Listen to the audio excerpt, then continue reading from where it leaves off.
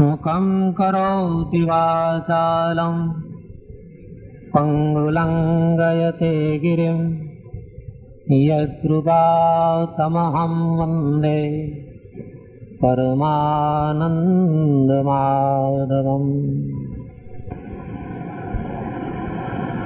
छठा अध्याय में श्री कृष्ण प्रभु आत्मसंयम योगनी कथा कहे छे।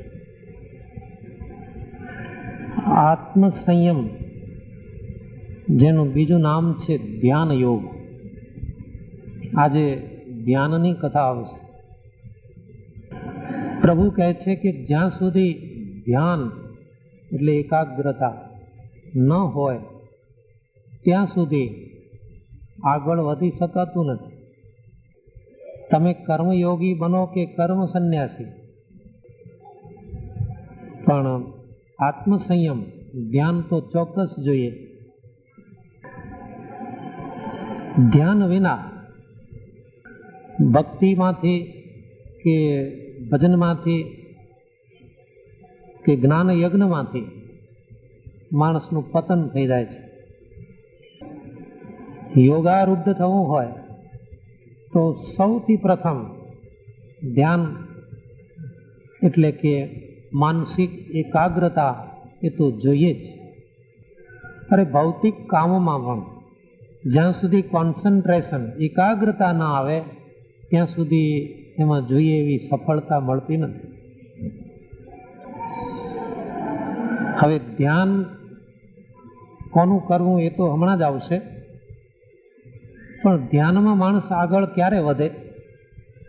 यदा हि नेन्द्रियार्थेषु न कर्मस्वनुसज्जते सर्वसंकल्प संन्यासी योगारूढ़स्तदोच्यते। सौथी पहली बात, अपनी इंद्रियोनी वृत्ति विषयमांथी पाछी पड़वी जोईए। आनो अर्थ एवो कि इंद्रियोनो स्वभाव छे विषय में जाय खरी, पण ए पाछी वळी आववी जोईए। तमे सभा में बैठा हो, क्यांय बाजुना मकान में कोई गायन वागतुं होय એટલે કાનની વૃત્તિ છે, એનો ધર્મ છે શબ્દ એને અથડાવવાનો, પણ તરત જ કાનની વૃત્તિ ત્યાંથી પાછી ખસી જઈને સભામાં સ્થિર થાય કથામાં, તો સમજવું કે ના એ ઇન્દ્રિયો પાછી વળી આવી। અને જો પાછી ન વળે તો શું થાય? ગાયન વાગે છે, પછી આગળ વધે કયા પિક્ચરનું છે, પછી આગળ વધે કોણ બોલી રહ્યું છે, એટલે કયું પાત્રના મોઢે ગવાય છે, એટલે અહીંથી વૃત્તિ તૂટી જાય। આને પ્રત્યાહાર કહે છે યોગ ભાષામાં। સ્વામિનારાયણ ભગવાન વચનામૃતમાં એવો દાખલો આપે છે, ધનુષ્ય અને બાણ। બાણની આગળ એક લોખંડનું ફળું હોય છે, અણીદાર। જ્યારે આમ કોઈ ઝાડ સામે કે દિવાલ સામે લગાવો એટલે દિવાલમાં ખૂંચી જાય અણીદાર હોય તો, પરંતુ એ લોખંડની અણી કાઢી લઈએ, એકલી લાકડી હોય અને એને દોરી ઉપર ચડાવીને જ્યાં ફેંકો એટલે દિવાલમાં ભટકાઈને પાછી પડે। જેમાં વિષયની આસક્તિ છે એવી ઇન્દ્રિયોની વૃત્તિ કોઈ પણ સબ્જેક્ટમાં વિષયમાં ચોંટી જાય છે, એટલે અણીદાર બાણની જેમ। પણ જેને આસક્તિ તૂટી તો એની આગળ કોઈ પણ વિષયમાં એનું મન જોડો પરાણે તો એ પાછું વળી આવે છે, એને એમાં કાંઈ થતું નથી। તમે એને ઊંચકીને લઈ જાઓ કે ચાલો અહીં બહુ સરસ જોયા જેવું છે, કંઈ જ નહીં, એ તરત જ એની મનોવૃત્તિ પાછી। કોઈ નગરમાં નવું નવું થિયેટર બંધાયેલું, વિકસિત ગામડું હતું, અને એમાં ગામ લોકોને આકર્ષવા કોઈ એ જમાનામાં વખણાતું પિક્ચર ચડ્યું। એક ભાઈનો નિયમ કે રોજ સાંજે મંદિરમાં જઈ 1 કલાક ધ્યાનમાં બેસે, પ્રભુ સ્મરણ કરે, પણ બધા એને પરાણે હાથ ઝાલીને ઉપાડ્યા, ચાલો બહુ સરસ છે, જોયા જેવું છે, પણ ભાઈ મારા ભગવાનથી કોઈ અધિક નહીં હોય ને? અરે તમારા ભગવાન તો કાયમ એક જ રીતને એક જ પોઝમાં બેઠા છે, પણ ત્યાં તો તમે જુઓ, મને રહેવા દો નહીં, ચાલો। જેમ દર્દીને દવાખાને લઈ જાય એમ પરાણે ઉપાડ્યા। પેલા ભાઈ ગયા, સાંજનો સમય હતો, બેસી ગયા આંખો બંધ કરીને ખુરશી ઉપર. એટલે ઓ મિસ્ટર, અહીંયા આંખો બંધ કરવાની ન હોય, આંખો બંધ તો તમે તમારા મંદિરમાં કરજો, આંખો બંધ કરીને હરિઓમ તત્સત. પણ અહીં તો ખુલ્લી આંખે. હજુ ક્યાં તમારું કંઈ ચાલુ નથી થયું ને? ચાલુ થાય ત્યારે કહેજો. શરૂ થયું એટલે કે હવે જુઓ, હવે શરૂ થઈ ગયું. કેટલા વાગ્યા? તો કે 9 વાગ્યા.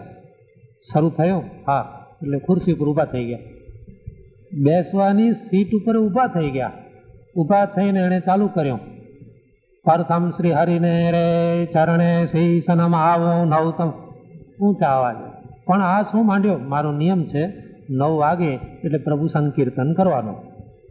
એમાં ફેરફાર થાય જ નહીં. હું ગમે તે હોઉં, ઘરમાં હોઉં કે મંદિરમાં, વાડીમાં હોઉં કે બજારમાં, દુકાનમાં હોઉં કે મિત્રને ત્યાં, પણ મારો આ નિયમ ચાલુ એટલે ચાલુ.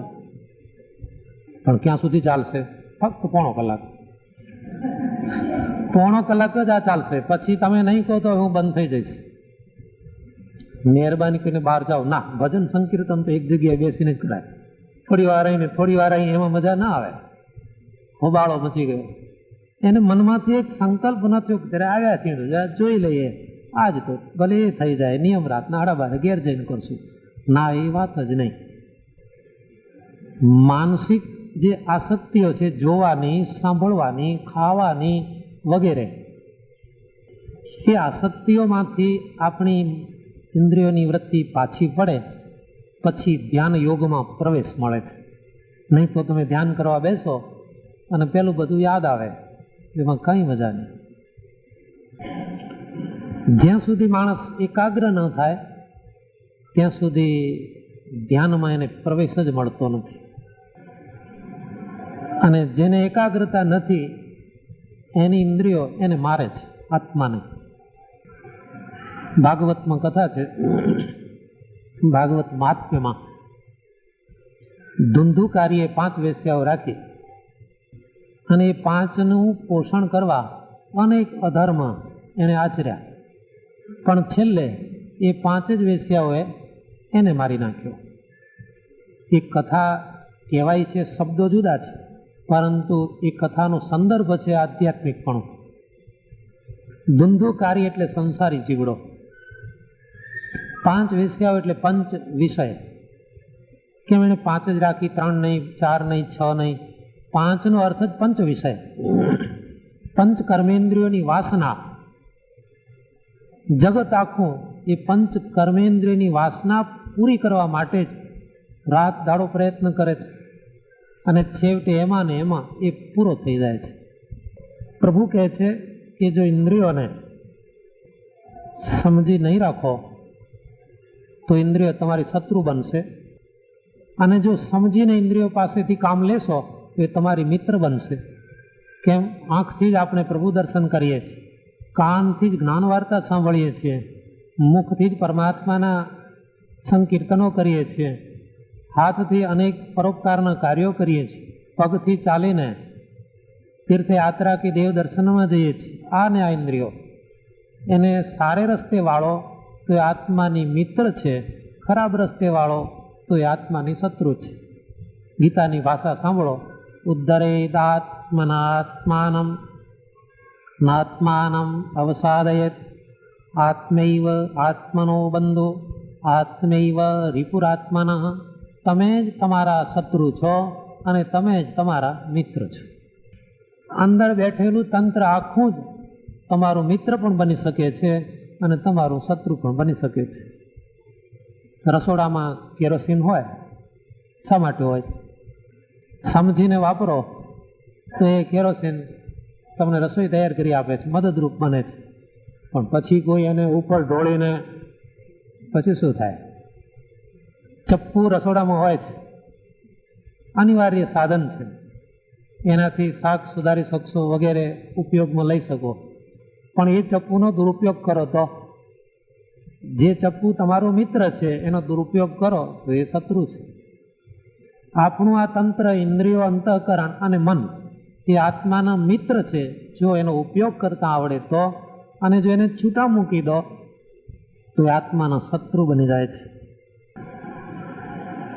જેણે મન અને ઇન્દ્રિયો ઉપર કાબુ મેળવ્યો છે તો એના મિત્ર બને છે. મન અને ઇન્દ્રિયો ઉપર જો વિશ્વાસ રાખો તો એ તમારા શત્રુ થઈ જાય છે. મનનું કોઈ દાડો મનને એના વિષયોમાંથી સંતોષ થતો નથી, ક્યારે પણ નહીં, કોઈ સંજોગોમાં નહીં. વૃદ્ધ માણસ હોય કે જુવાન, મનની અંદર એક જ લગ્ની લાગી હોય છે, લાવો આ ખાઓ તે ખાઓ, આ જોઉં તે જોઉં, સતત ચાલુ. બહુ થયું, એને કહેવાય છે તૃપ્ત. તૃપ્ત મન આત્માનું મિત્ર છે અને તૃષ્ણાવાળું મન આત્માનું શત્રુ છે. અહીં એમ શંકા થાય છે કે તૃપ્તનો અર્થ શું? એને મનને જોઈતું પૂરેપૂરું આપો તો યત્ર યત્ર મનોયાતિ તત્ર તત્ર સમાદય, જ્યાં મન માગે આપવું. ના ના ના, તો એનો કોઈ એન્ડ જ ના આવે. એક શેઠિયાને એવી ધૂન ચડી ગઈ, એના બંગલાની આજુબાજુમાં બકરા ઘાસ ખાધા જ કરે. એ કહે છે આ બકરી બસ જ્યારે જોઉં ત્યારે ખાધા જ કરે છે, ધરાતી જ નહીં હોય. એને નાનું સરખું સ્થાનિક સાપ્તાહિક ચાલતું હશે, એમાં જાહેરાત આપી મેં એક બકરી રાખી છે, એને કોઈ ઘાસ ખવડાવીને તૃપ્ત કરે એને 5,000 રૂપિયા ઇનામ. કેટલાય ઉમેદવારો આવી પડ્યા. બકરીને સારું પૂણું ઘાસ ખવડાવીને સાંજે શેઠ પાસે લઈ આવે. લે સાહેબ, બકરી બરાબર જુઓ, પેટ જુઓ, દડા જેવું થઈ ગયું છે. ના એમ નહીં, હું આ ખતરો કરું. થોડું ઘાસ બાજુમાં જ લાવે, મૂકે, પેલી ખાવા માંડે. ક્યાં ધરાણી છે? જો ધરાઈ ગઈ હોય તો ખાય નહીં. આ ખાય છે માટે હજુ ભૂખી છે, જા ઇનામ ન મળે. એક એવો મળ્યો માથાનો, બકરીને લઈ ગયો, સાથે એક લાકડી લઈ ગયો. બકરી ઘાસનું મોઢું નાખે, બળ દઈને લગાવે. 2-3 વખત માર્યો એટલે બકરી ગભરાઈ ગઈ, નીચું જોતી જ બંધ થઈ ગઈ. ઘાસનું મોઢું નાખે જ નહીં, લાકડી બતાવે, જ્યાં નીચે નમે લાકડી બતાવે. આખો દિવસ આવું રાખ્યું. સાંજે શેઠ પાસે ગયો, શેઠ જોઈ લો બકરી ધરાઈ ગઈ છે આજે. હું જોઉં, હાથ જુઓ. પેલો શેઠ ઘાસ લઈ આવીને નાખ્યો તો લાકડી બાજુમાં ને બકરી નીચું જોયું જ નહીં. જો મોઢું નાખે તો હમણાં પડશે. એને બીક પેસી ગયેલી, 5,000 આપવા પડ્યા. આ મનનું આવું જ છે. મન જ્યાં સુધી ઘાસ દેખે ત્યાં સુધી ખાધા જ કરશે, પણ એને નિયમ નહીં, મર્યાદાની લાકડી બતાવો, સંતોષ નહીં, જ્ઞાન નહીં, તો એ બકરી, મનરૂપી બકરી એ વિષયથી પાછી વળશે. બાકી નહીં તો છેક છેલ્લે સુધી. જીતાત્મન પ્રશાંતસ્ય, જેણે મન જીત્યું છે, જીવનમાં જેણે શાંતિ સંપાદન કરી છે, એના ઉપર પરમાત્મા રાજી થાય છે. હવે ધ્યાન યોગ તરફ ધીમે ધીમે પ્રભુ આગળ કહેતા જાય છે. પહેલું તો ધ્યાન યોગ સિદ્ધ કરવો હોય તો સમદ્રષ્ટિ આવવી. કઈ સમદ્રષ્ટિ? સમલોષ્ટાસ્મ કાંચન, માટીનું ઢેફું, પથ્થર અને સોનું એ ત્રણેય સમાન દેખાય. આ તો બહુ કઠણ કામ છે. આમાં તો આપણો ગજ ક્યાં વાગે? ચલો કે છે 25% પહેલા ભરો પછી ફોર્મ ભરાય. આ એવી વાત છે. પહેલા તમે સમદર્શી બનો પછી ધ્યાન યોગમાં પ્રવેશ મળે. મોટા મોટા મહાત્માઓ પણ જરાક આમાં ગોથું ખાઈ ગયા છે. આપણા દેશમાં એક નાથ સંપ્રદાય ચાલે છે, એની મુખ્ય ગાદી છે ગોરખપુરમાં. તો એ બાબા મત્સ્યેન્દ્રનાથે આ સંપ્રદાય શરૂ કરેલો. ધર્મના પ્રચાર માટે કામરૂ દેશમાં ગયા. કામરૂ દેશ એટલે આસામ. પણ ત્યાંની પરિસ્થિતિ જોઈ, કામાક્ષી દેવી અને આજુબાજુનો વિસ્તાર, માણસોની રહેણી કરણી, અને મત્સ્યેન્દ્રનાથનું મન બદલાઈ ગયું. વર્ષો થયા આવ્યા નહીં પાછા ભારતમાં. એ વખતે અલગ અલગ દેશો ગણાતા, કામરૂ દેશ, નેપાળ દેશ વગેરે. એટલે એમનો એક શિષ્ય હતો ગોરખનાથ, ગુરુની શોધમાં ગયો. કામરૂ દેશમાં ફરતા ફરતા ફરતા એક જગ્યાએ ગુરુજી મળી ગયા. એણે ચેતવ્યા ગુરુદેવ ચાલો હવે ત્યાં તમારી બહુ રાહ જોવાય છે. અને મત્સ્યેન્દ્રનાથ ગોરખની સાથે ચાલ્યા. પણ એને ત્યાં રહીને થોડું સોનું ભેગું કરેલું, એની એક ગાંઠડી બાંધી અને જોડીમાં લઈ લીધી. રસ્તે ચાલ્યા ગુરુ ચેલો, એટલે વારે વારે ગુરુ એક વાત બોલે, ચેલાજી કુછ ભય તો નહીં હે ને? નહીં ગુરુદેવ, કોઈ ભય નહીં. થોડી વાર થાય ને, ચેલાજી કુછ ભય તો નહીં હે ને? ચેલાને વિચાર થયો ગોરખનાથને કે ગુરુને આટલો બધો ભય શાનો નડે છે. ગુરુજી શારીરિક ક્રિયા કરવા જરા આમ ગયા ઝાડ પાછળ, એટલે ગોરખનાથે જોડી જોઈ લીધી. હા, સોનાનો ગાંઠડો છે. એટલે પૂછે છે, કુછ ભય નહીં હે ને? કુછ ભય તો નહીં હે ને? એણે સોનાનું ગાંઠડું ઉપાડી કોઈ ઉજ્જડ કૂવામાં ફેંકી દીધું. અને વજન તો જોઈએ ને થોડું વેઇટ, એટલે એક પથ્થરો હતો મૂકી દીધો જોડીમાં. ગુરુજીએ જોડી ઉપાડી આગળ જઈને વળી પાછું બોલ્યા, ચેલાજી કુછ ભય તો નહીં હે ને? નહીં ગુરુદેવ, ભય સબ કુછ મેં ડાલ દિયા. ભય નથી કે ભય માત્ર જે હતો એ કૂવામાં ફેંકી દીધો છે. 2-3 વખત ચેલો આવું બોલ્યો એટલે ગુરુએ જોડી સંભાળી અને પથ્થર દેખ્યો. સોનું ક્યાં ગયું? ગુરુજી, આપણો સિદ્ધાંત શું છે? શાંતિ ક્યારે મળે? નિર્ભય ક્યારે થવાય? સમલોષ્ટા સ્મકાંચન. ગુરુ આકુળ વ્યાકુળ થાય છે. મત્સ્યેન્દ્રનાથ તરત જ ઊભા થઈને એક પથ્થરને લાત મારે છે, મોટો પથ્થર, આખો સોનાનો ધન થઈ જાય છે. ગુરુજી, સોનું સોનું શું કરો છો? ઉપાડો સોનું. આ તો કહે છે ને, બાપ કરતા બેટો સવાયો. એમ ઘણી વખત ગુરુ કરતા ચેલો દોઢો થઈ જાય છે. ઉપાડો આ સોનું. સોનું સોનું શું મંડ્યા છો? ત્યારે ગુરુ મહારાજની આંખ ઉગડી ગઈ અને નિર્મોહી બન્યા છે. ગીતાજી કહે છે કે જ્યાં સુધી સોનામાં માલ દેખાય અને પથ્થરમાં નિરસતા જણાય, ત્યાં સુધી ધ્યાનમાં તમે કેન્દ્રિત થઈ શકશો. માણસને સોનાનો એટલો બધો મોહ હોય છે, એણે ભગવાન પાસે પહોંચવા માટે સોનાનું માધ્યમ શોધ્યું છે.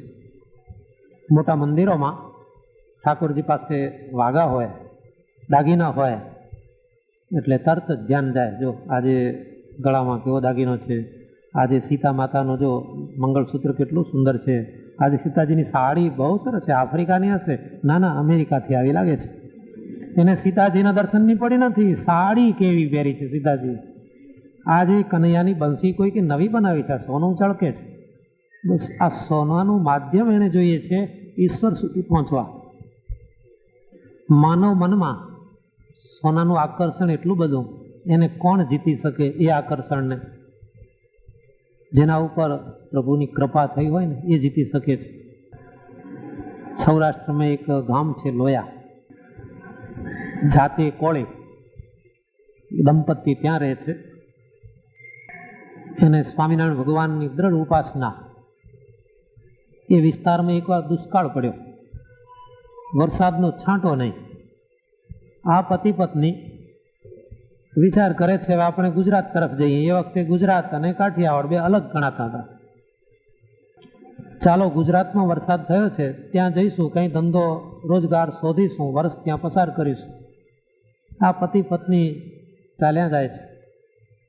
એ વખતે પતિ પત્નીઓ સાથે ચાલે ને તો પતિ આગળ ચાલતો, પત્ની થોડી પાછળ ચાલતી. અત્યારની જેમ નહીં કે આમ પડખે આમ ખભો મારતી આવે, એવું નહીં. સમય સમયની બલિહારી છે ભાઈ. પતિ પત્ની આમ જુઓ ને તો સાયકલના 2 પૈડા છે. સાયકલનું આગલું પૈડું શું નક્કી કરે જાણો છો? રસ્તો નક્કી કરે. પાછલું પૈડું શું કરે? આગલા પૈડાને વેગ આપે. અત્યારે તો પાછલું પૈડું કહે છે મારે આગળ થવું છે. પેલા 2 પૈડાના કામ વેચાયેલા રહેતા. આગલું પૈડું દિશા નક્કી કરે અને પાછલું પૈડું એને બળ આપે. જોજો તમામ યંત્રના મિકેનિઝમ લગભગ આવા હોય છે. પણ એમાં જો ગડબડ થાય, કેમ તમે જ રસ્તો નક્કી કરો, પાછલું પૈડું કહે છે હું નક્કી ન કરું, તો એમાં તો મુશ્કેલી આવી પડે, અણધારી ઓછીથી.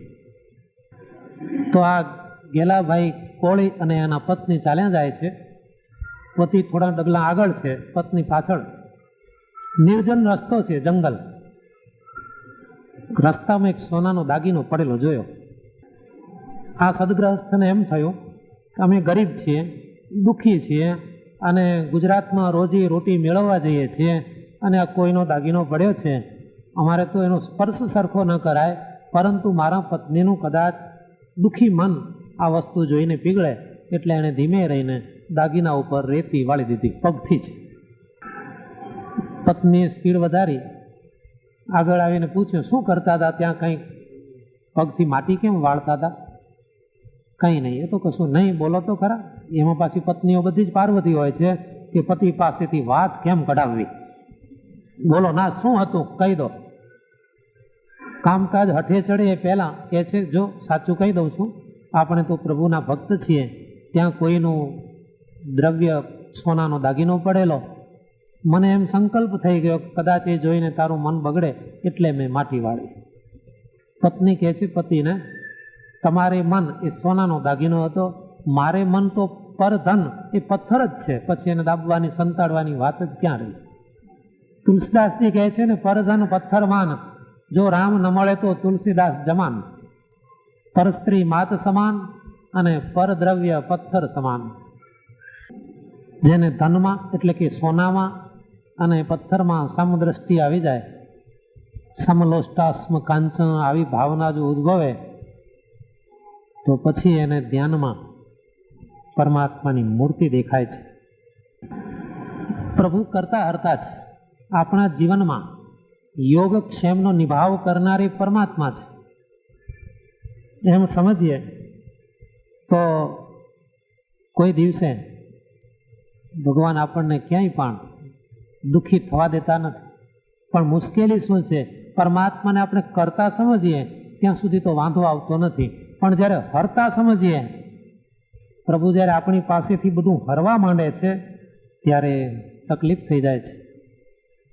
પરમાત્મા શ્રી કૃષ્ણ ભગવાન અર્જુનને નિમિત્ત કરી અને આપણને આ દિવ્ય ઉપદેશ આપે છે. હવે સાંભળજો. ધ્યાનનું બીજું પગથિયું આવે છે. પહેલું પગથિયું સમદ્રષ્ટિ. સુખમાં દુઃખમાં, જેને જગત કિંમતી વસ્તુ માને છે એમાં અને ખરાબ વસ્તુ ગણે છે એમાં સહેજ સમભાવ આવે તો ધ્યાનમાં મન કેન્દ્રિત થાય. હવે બીજી વસ્તુ આવે છે ધ્યાનનું બીજું પગથિયું, પરમાત્મામાં પ્રેમ.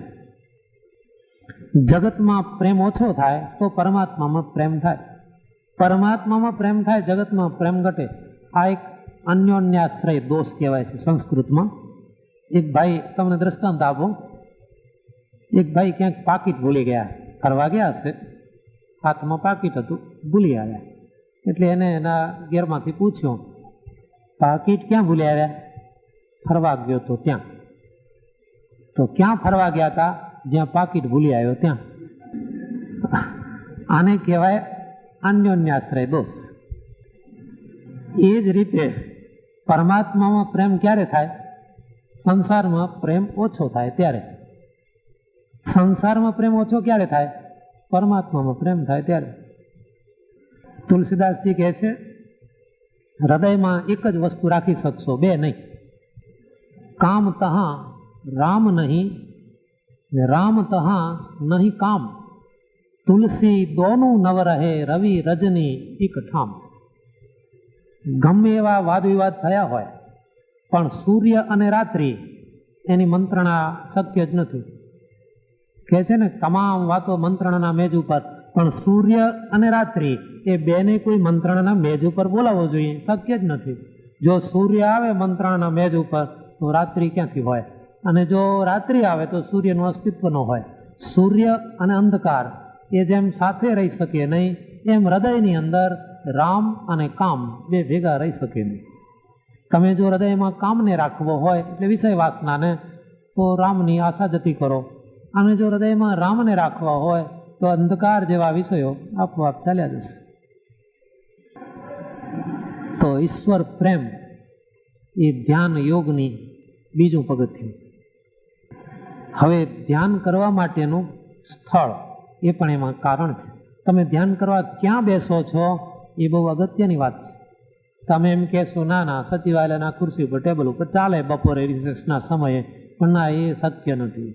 તમે કહેશો, G5 લોન બહુ સારી છે, કુંડાળું એવું સરસ છે ને, ત્યાં પલાઠી વાળીએ, ના ના ના, એ પણ શક્ય નથી. ત્યાં ધ્યાન થશે જ નહીં. થોડું ઘણું થતું હશે તો તૂટી જશે ત્યાં તો ગીતાજી પોતે જ આપણને કહે છે ક્યાંય બીજે પૂછવા જવું નહીં પડે. શુચૌ દેશે પ્રતિષ્ઠાય સ્થિરમાસનમાત્મના નાત્યુચ્છિત્રમ નાતિ નીચમ ચૈલાજીનમ કુશોત્તરમ.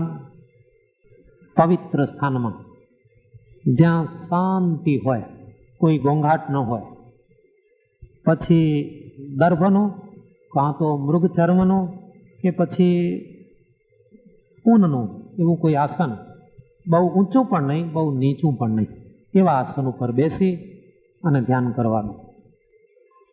હવે આ 3 આસનનો મહિમા ઘણાને સમજાતો નથી, પણ આની પાછળ થોડા વૈજ્ઞાનિક કારણો છે. દર્ભ, મૃગચર્મ અને કંબલ એટલે કે ઊનનું આસન. તમે દર્ભાસન ઉપર બેસશો તો જેમ કે અત્યારે ચોમાસામાં મકોડા બહુ આવે તમારી પાસે, પણ દર્ભની સાદડી પાથરીને બેસો એના ઉપર મકોડો નહીં આવે. તમને પથારીમાં માંકડ બહુ કરડતા હોય તો ઊનનો ધાબળો બિછાવી અને સૂજો, માંકડ નહીં આવે તમારી પાસે. એટલે આ આસનનું આયોજન કર્યું છે એની પાછળ કે તમે ધ્યાનમાં હોય એ દરમિયાન કોઈ કીડી કે મંકોડી તમારા શરીર ઉપર ફરે તો તમે ધ્યાનમાંથી વિચલિત થાઓ. તો આવા આસનનો ઉપયોગ એ છે, એના ઉપર કોઈ પ્રાણી આવતું નથી, આવા જીવાત એના ઉપર આવતી નથી. હવે સ્થિર આસનથી બેસવું. સ્થિર આસન કોને કહેવાય? પલાઠી વાળી ધ્યાન માટે આ સ્વસ્તિક આસન બહુ ઉત્તમ છે, પણ સ્વસ્તિક આસન સ્થિર જોઈએ.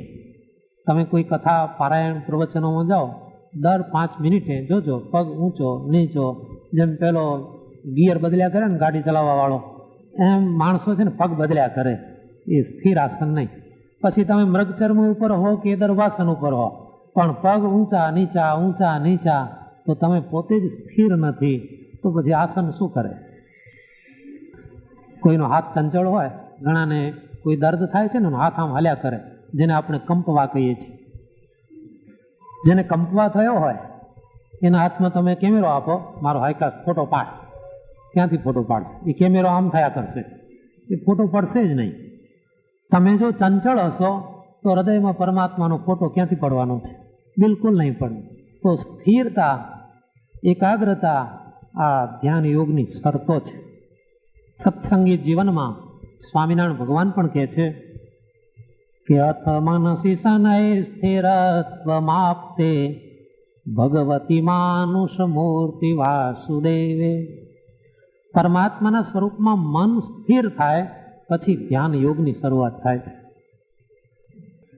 તો પ્રભુ કહે છે આવી રીતે મનને એકાગ્ર કરીને ચિત્ત અને ઇન્દ્રિયોની ક્રિયાઓને વશ કરી લો. આંખ બંધ કરો.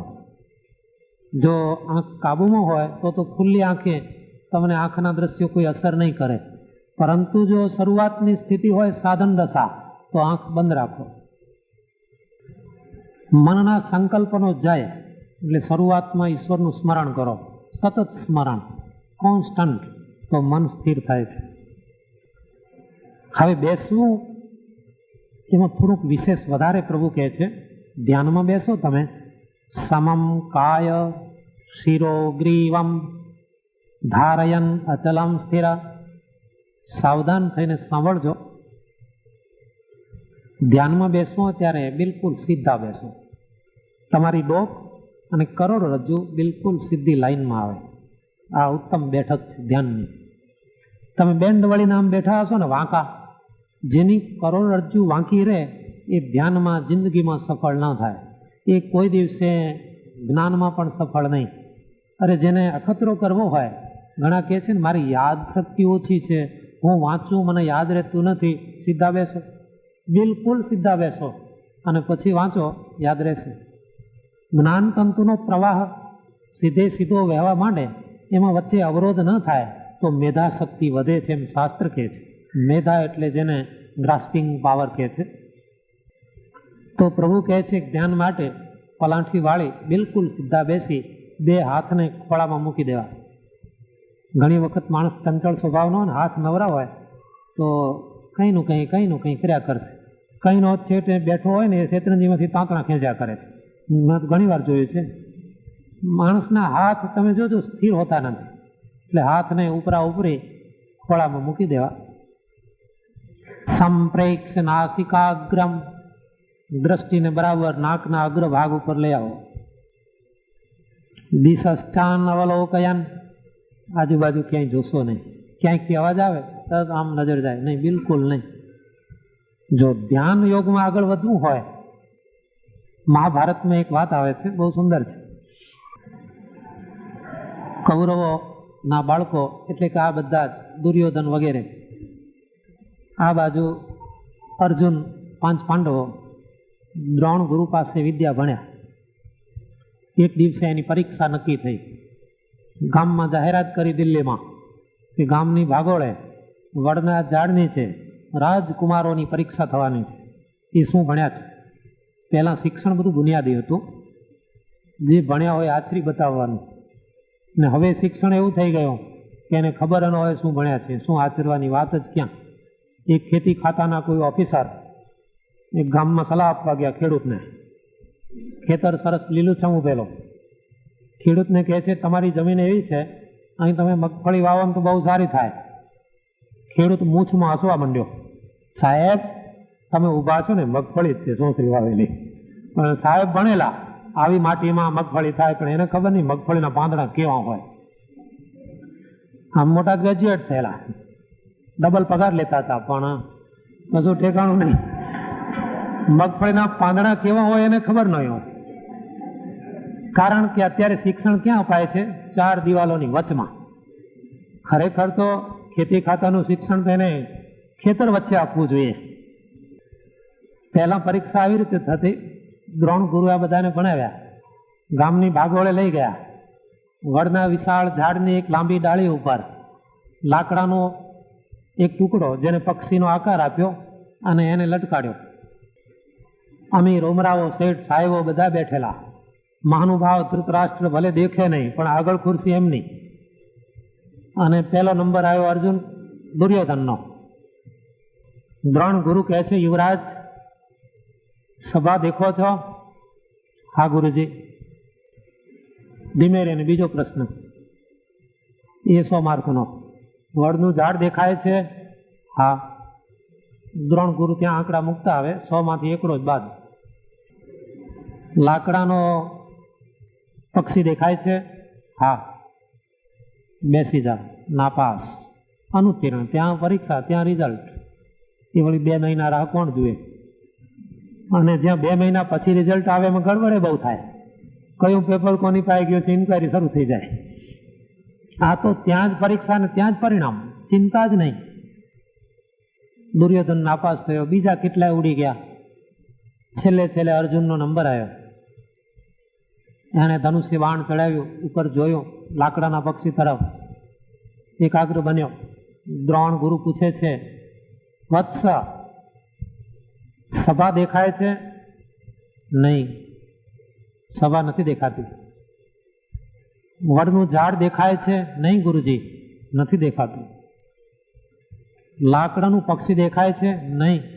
તો પછી તને શું દેખાય છે? ફક્ત લાકડાના પક્ષી ઉપર ટપકું કરેલું છે કાળું, એક જ દેખાય છે. છોડ બાણ. બાણ છોડ્યું. પવનમાં ધ્રુજતો ટુકડો હતો, છતાં એ લક્ષ્ય વીંધી શક્યો. યાદ રાખજો, તમે સમાધિમાં બેઠા હતા કાલે ધ્યાનમાં, સાંજે? હા બેઠો તો ઘેર. બહુ સારું. બાજુમાં કાર્યક્રમ સારો આવતો તો ખબર હતી? હા મને ખબર હતી. તમારે ઘેર તમે ધ્યાનમાં હશો ને કોઈ મહેમાન આવ્યા તે ઓળખો છો? હા એ તો અમારે જાણીતા હતા. જોડે રસોડામાં શું બનતું હતું ખબર હતી? હા કાતરી બટાકાની પુરુષોત્તમ માસ છે ને. તો ભગવાન કહેશે કે નાપાસ. તમે ધ્યાનમાં બેસો ત્યારે અગલ બગલમાં શું બને છે એ તમે ભૂલી જાઓ તો તમારી એકાગ્રતા સાચી છે. તમે સાંજે ક્યાં જાઓ છો? મંદિરમાં. શું ચાલે છે? ગીતા પ્રવચન. કોણ કોણ આવે છે ઓળખો છો? હા ઘણા. અમારી ઓફિસ વાળા આવે છે, અમારી બાજુ ખાતાવાળા આવે છે, બીજા આવે છે, અમારા એક ઓફિસ સાહેબ છે એ પણ આવે છે. નાપાસ. તમે એ જોવા જાઓ છો કોણ કોણ આવે છે? તમે તમારું કરવા તો જતા નથી. ધ્યાનમાં પહેલી શરત એકાગ્રતા. પ્રભુ કહે છે દિશસ ચાન અવલોકયન.